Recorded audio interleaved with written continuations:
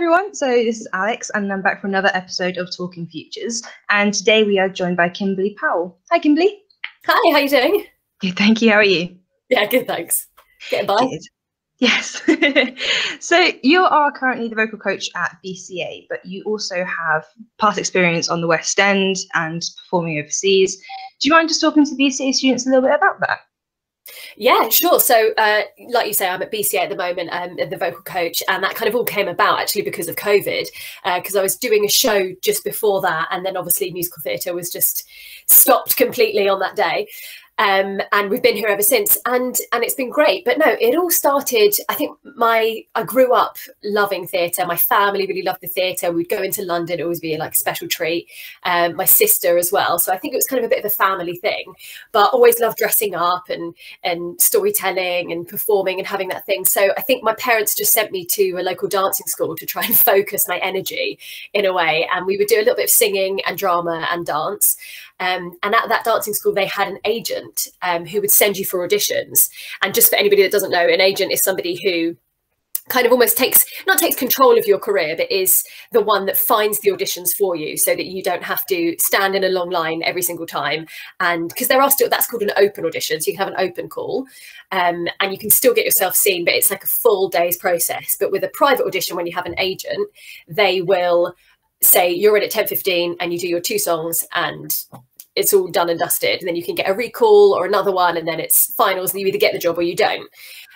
So I had this agent, and yeah, I was just probably this massive show off of a child loving my life, just being like, yeah, cool, I can do auditions. And I did this job in the West End. It was called Showboat, so it's a bit like an old school musical. And the Broadway cast came over. So everyone that had done the show on Broadway, it was directed by Harold Prince, came over apart from the children. So they needed children that they could get, just local kids. For being in town, and it was just a really amazing experience and something that I just didn't think was possible, just to earn money for doing shows. I still think now is crazy. Yeah, so I went and did that, and I really do think that was kind of the catalyst for starting this whole thing and thinking of it properly as a career. And then after that, taking it seriously and going into proper training. And then I went to, for my school, from year 9 and above, I went to a vocational school. So we would do academic in the morning and then like singing, drama, tap or whatever in the afternoon. So it was really full days. And I did my GCSEs at that school. And then from 16 and above, I went to train in musical theatre and dance for 3 years. And that was pretty like rigorous training that there's so many things to tick off and learn, but then that's it. And then you're released into the wild, into the big wide world. But it was great. And I think I felt having had that experience as a child can kind of help set you up in so many ways. But again, it all just stemmed from me and my sister putting on shows in the lounge. You know what I mean? Like, it wasn't, you don't really know when you're young, you're just kind of having a bit of fun and seeing what happens. And then once you realize the potential for what there is, then we started to kind of take it seriously and think, oh, I know I want to audition for this college and try and get that kind of experience behind me, etc. But that's pretty much how it started. Yeah, and then you were performing on the West End and overseas. Like, what sort of shows were you doing whilst you were doing them? So I did. Well, the first job I did actually was after graduating was Greece, and I played Sandy, and it was like a small production, but it was a tour, and that was just, I don't know, the first time I was 19, and I just was like, oh my God, this is amazing. And then shortly after that, I did Mamma Mia, and Mamma Mia was a big one. It was a really big scale production. It was exactly the same as the show that's in London, and it was the international tour. So we were going to these like incredible venues. And again, I think I just was like having my eyes widened, and we would go to like these arenas in Germany that they're normally like, where ice hockey would get played. So you've got like, 20,000 people and you think it's only Mamma Mia. But there's such a following for it. But then, yeah, I did Singing in the Rain, and there's a few shows that are not quite so well known, but this one I did called Mrs. Henderson Presents, which was out in Toronto. And it was just a really beautiful show, and it's set during the Blitz, and there's all this kind of wartime things going on. And again, it's just really having the opportunity to, of course, play these great roles, but also have the adventure aside from the show itself that I think is always really good fun, and kind of grabbing that and going with that and thinking, you know, when I was growing up, I was like, okay, West End only, I just want to work in London. That is, the prestige of that seems so big. And then the older I got, the more I thought, you know, the traveling side of this and the opportunity that there is. I mean, I don't know about, you know, with Brexit now, it's probably slightly different. But I think at first, I just, having got that first one, production of Greece, I then was like, oh, I just want to take advantage of the traveling opportunities that can come with this too. So yeah, there's a lot of opportunity out there. It's just a very oversaturated business, like everywhere. But I think there's a lot of that, you know, there's a lot of people that are wanting to do it, because, don't get me wrong, because when you're working, it's absolutely brilliant. It's just when you're not, that's when the trouble starts. Yeah, definitely. And I guess it's quite a ruthless business in terms of, you know, sometimes you get the audition, which is fantastic, and then sometimes you don't, because you, like you say, it's so oversaturated. Do you think are there any particular like hurdles that you had to personally overcome, or any like highs and lows? Yeah. Oh, absolutely. Yeah. There's tons. I think, well, again, graduating, you know, I've always had all that structure, you know, growing up, you go to school, you go to college, you know exactly where you stand, and then suddenly graduating and being self-employed, which nobody really teaches you about, and having to learn how to do your tax and pay your bills and live an adult life, was actually really difficult to learn to adjust. And then going on tour is great, because you don't really have many expenses, and the company will often put you in hotels or in digs, and they'll sort it out for you. But it's the periods being out of work that you really have to learn how to live and adjust and find yourself another income. And again, it's not dog eat dog, but it is ruthless. There's been times where I had an agent really early on that I was dropped by, which at the time was horrendous. But actually then, you know, I got with the one who I'm with now, who I really love, and that relationship is so fundamental to your career, and you don't really think about it at the time. You're just like, oh, I'm just grateful for anybody. But actually they work for you as much as you work for them. So it's kind of finding those people and trying to carve out the career that you want as much as possible. But no, in terms of highs, there's, I mean, like I say, it's been the travel. There's moments that press nights that you think, oh, there's so much adrenaline, there's so many people here, they've thrown so much money at this event, you're like, ah, great.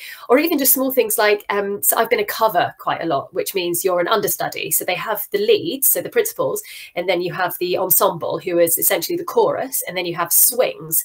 And a swing is somebody who understudies the ensemble when the ensemble goes on for the lead. So it sounds a bit complicated, but in the grand scheme of things, it all makes sense.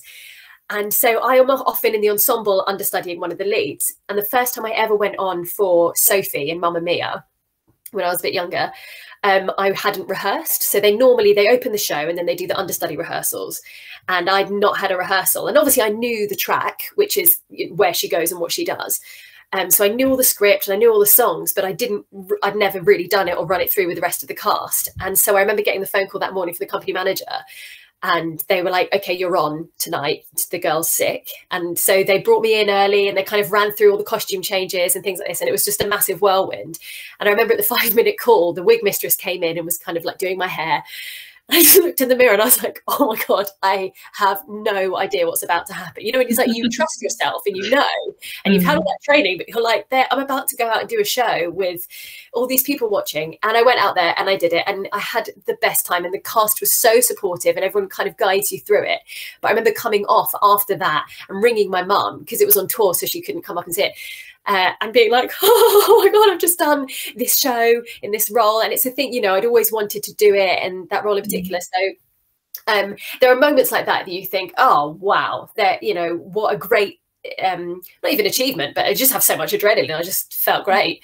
And then there are moments where you think, I'm never going to work again. I don't know how I'm going to get out of this rut. I don't know how I'm, you know, I've been out of work. There was a period there, I was out of work for about 9 months, and you're still auditioning in this time. And there are some times when there's no auditions. I mean, this period right now is tricky because there's nothing. I don't do film and TV, I only do theatre. So that doesn't exist at the moment, not really. So there are definitely hard times. And I think it's just keeping on top of your mental health as well, and knowing that you can still go out there and live. A lot of people that work in theatre, they often say that they're only happy when they're working, or, you know, life is only going on when they're working. And then if you do that, if you, you know, a friend of mine was out of work for about 6 years and still, you know, grafting and doing things. And then eventually now she's a casting agent, which is great. So she's still within the field. She still loves it and she's really good at it. She just never really got a break. And that story happens a lot. That's, you know, constant in theatre, but it's worth it when you get there, if you know what I mean. It's a really hard business. And I know I say this all the time and everybody says, well, all industries are, but I do think there is something about trying to break in and meet all the people, all the networking, the casting directors and the agents, and knowing all that stuff that you just have to kind of take in your stride and just wait and see what happens and just keep working hard, I suppose. I mean, that sounds like super stressful, and that there must be, like you say, these different highs and lows.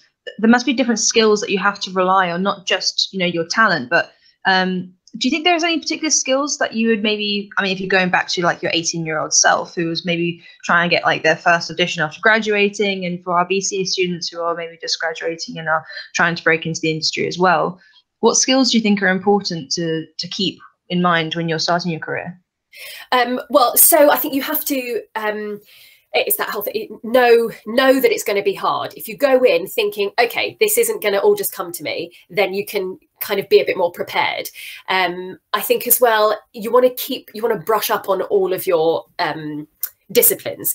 So what happens a lot of colleges, people discipline you, pigeonhole yourself. So other people pigeonhole you. They say, oh, you're a dancer, you're a comedy actress, and therefore, and so don't let anybody do that to you, and don't do that to yourself, because I certainly did that. And I think I actually wasted time. I wasted a few years just by being like, oh, well, I'm going to stand at the back of this dance call because I'm not really a dancer, which was ridiculous because I just had 3 years intense training doing point work every day. But you think, oh, well, what compared to, you know, and so there's a lot of that stuff. But actual skills in terms of, other than going to class still, keep having singing lessons, keep going to dance, if you play an instrument, that will really work in your favor. And I know not everybody does, but I don't. But there's so many actor muso shows that are going on at the moment that having a little extra something can really help. If you speak another language, all of those actual skills you can put on your CV and they really work in your favor. Even, you know, these kind of immersive things, if there are other things that you can do to help add to your CV or just to who you are as a person, I think is really great. But ultimately, I would just say, you know that it's hard, have some self-worth and try and stay on top of it in that sense. But I think, yeah, it is a tricky business, but it's so worth it when you know that you're still working. That was what I was going to say. One more thing. Try and keep realistic.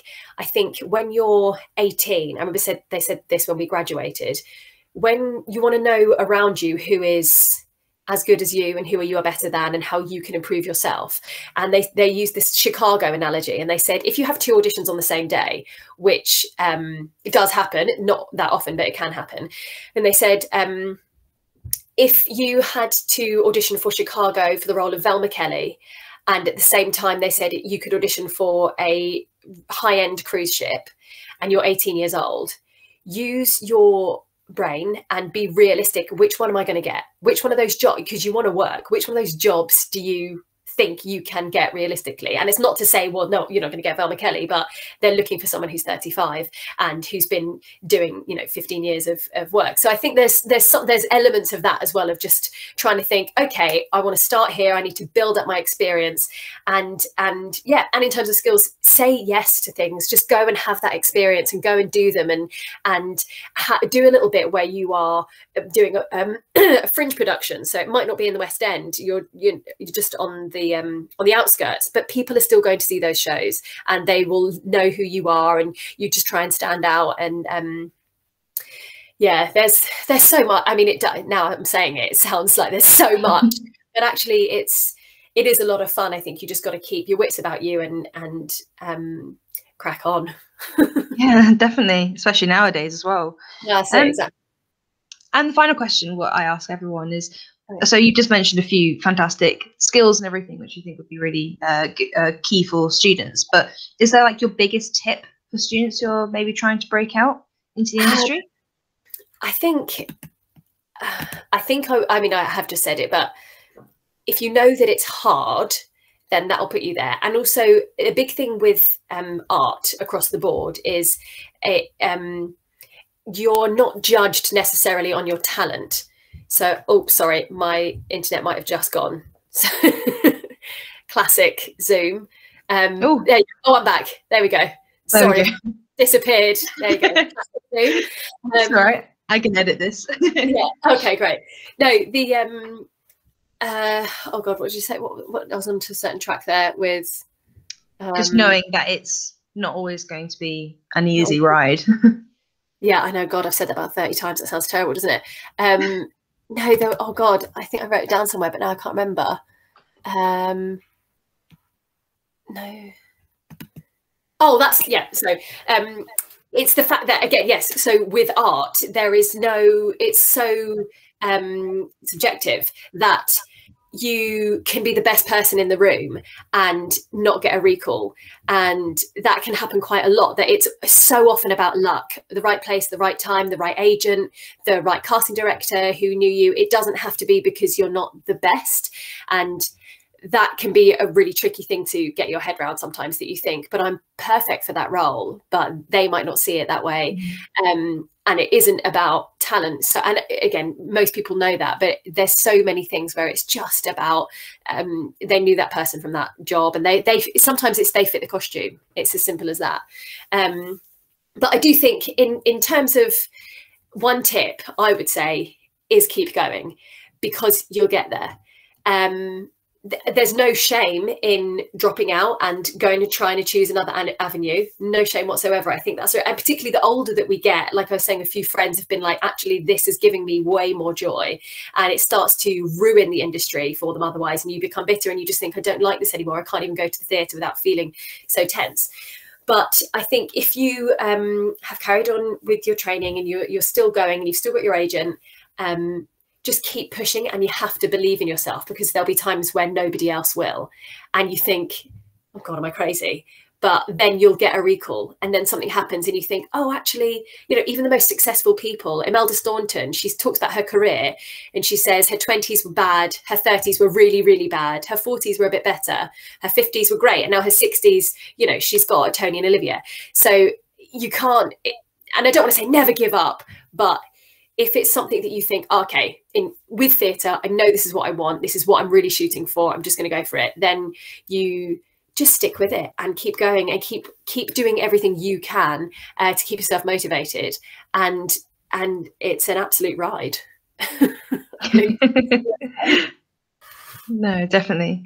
Well, thank you so much for talking to me today, Kimberley, and for all your amazing advice, especially for performing arts students. I'm sure they'll find everything you've said super, super helpful. So thank you for taking time to do this today. You're welcome. Thanks for having me. Sorry that I was just rabbiting on a bit there. Not at all, not at all. Great. Thank you so much. You're welcome.